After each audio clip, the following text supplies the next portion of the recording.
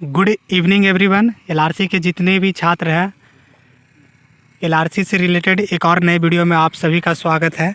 आप लोग बहुत उत्सुक होंगे कि आखिरकार ज्वाइनिंग करने के बाद मुझे क्या काम करना पड़ेगा, किस तरह से काम करना पड़ेगा, आगे क्या क्या प्रक्रिया होता है। जिस तरह से बोला जा रहा है, आपको पता होगा कि 40 गो खेसरा का काम करना रहता है पर डे, तो वो किस तरह से काम होता है, चलिए हम लोग को जानकारी लेते हैं।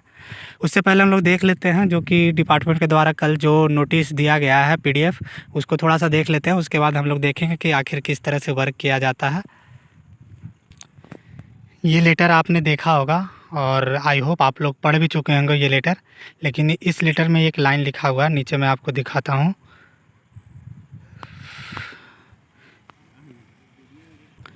ये लाइन जो आप देख रहे हैं, 11 पॉइंट जो देख रहे हैं, यहाँ देखिए लिखा गया है कि ऑनलाइन विधि से योगदान प्राप्त करने हेतु एम्प्लॉय आईडी गठित टीम पटल द्वारा निश्चित रूप से अंकित किया जाएगा।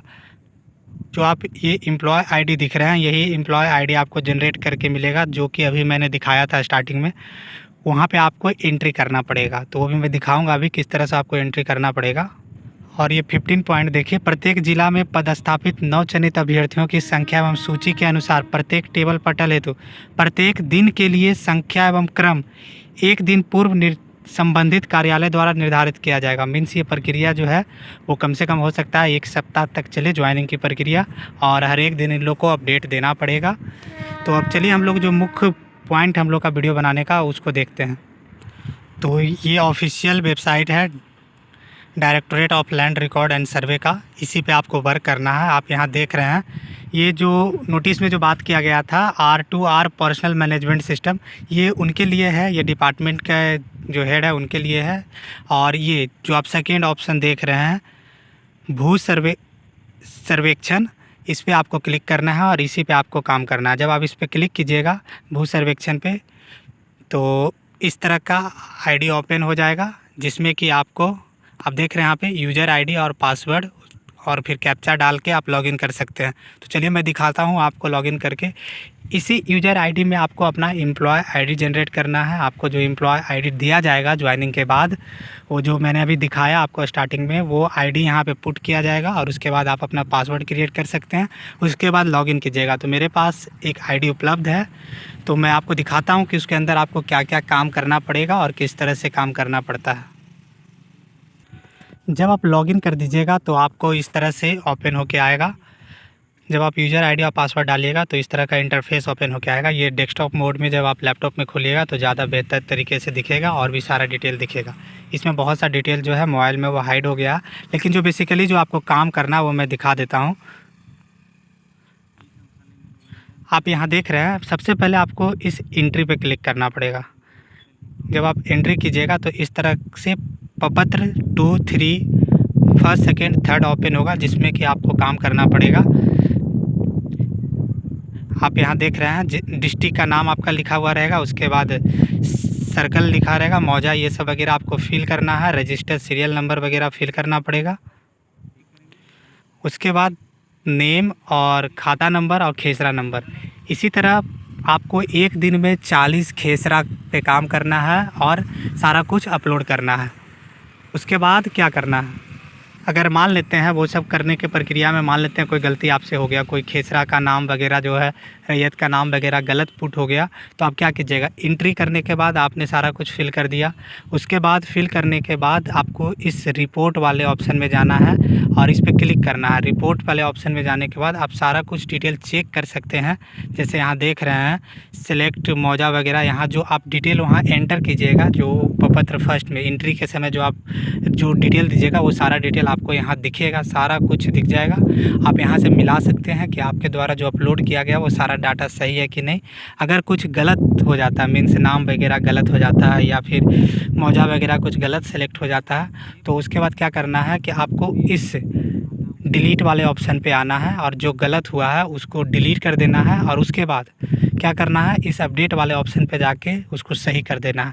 उसके बाद अपडेट करने के बाद फिर से आपको रिपोर्ट वाले ऑप्शन पे आके एक बार फिर से रीवेरीफाई कर लेना है कि आपके द्वारा जो अपलोड किया गया है सारा डाटा वो सही है कि नहीं।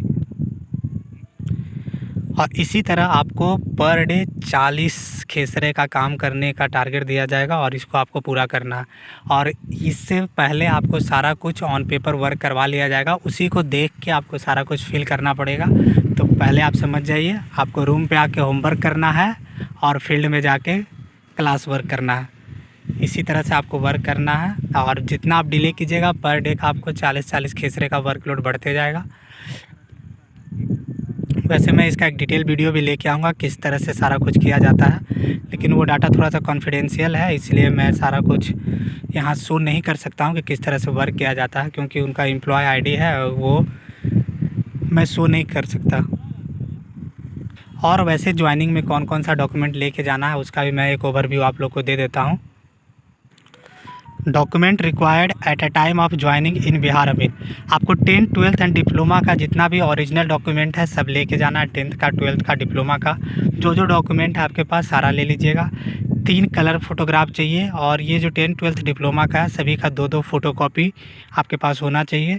और एफिडेविट जो नोटरी और मजिस्ट्रेट से आपने जहाँ से भी बनवाया उसको लेके जाना है। और इसके साथ वो सारा टर्म ऑफ असाइनमेंट जो है वो अटैच होगा, जो PDF डिपार्टमेंट के द्वारा भेजा गया है उसमें टर्म ऑफ असाइनमेंट जो है वो सारा कुछ अटैच होगा। और ये लास्ट में आपको शपथ पत्र भी अटैच करना है जो आपने नोटरी का मुहर लगवा के जो बनाया है। उसके बाद आधार कार्ड और वोटर ID कार्ड चाहिए, पैन कार्ड चाहिए, मेडिकल सर्टिफिकेट आपको चाहिए। और टर्म ऑफ असाइनमेंट मैंने ऑलरेडी बोल दिया, जो पेज सारा कुछ दिया गया है डिपार्टमेंट के द्वारा वो सब लेके जाना है। उसके बाद रिलीविंग लेटर लेके जाना है, मींस नो ऑब्जेक्शन सर्टिफिकेट, जो पहले से जॉब कर रहे हैं उनके लिए ये होता है, उनको दिया जाता है कि आप जॉब छोड़ रहे हैं, वो आपको लाके जमा करना पड़ेगा। इफ़ अगर आप एप्लीकेबल हैं तो आप लाके जमा कीजिए। उसके बाद लैपटॉप और मोबाइल का जो है वो वाउचर का बिल आपको जमा करना है। ज्वाइनिंग लेटर लेके जाना पड़ेगा आपको। और डिस्ट्रिक्ट अलॉटमेंट का जो PDF आया है वो भी रख लीजिएगा, वैसे उसकी भी ज़रूरत पड़ेगी। और एक और जो मुख्य बात है, DV के समय आप जितना भी डॉक्यूमेंट लेके गए थे, जैसे जाति, आय, निवास प्रमाण पत्र और भी जितना भी डॉक्यूमेंट आप DV के समय लेके गए थे वो सारा डॉक्यूमेंट लेके जाइएगा। और बैंक और पासबुक और चेकबुक भी रख लीजिएगा अगर आपके पास है तो। वैसे ये पासबुक और चेकबुक का काम आपको डिस्ट्रिक्ट में पड़ेगा ज्वाइनिंग के टाइम।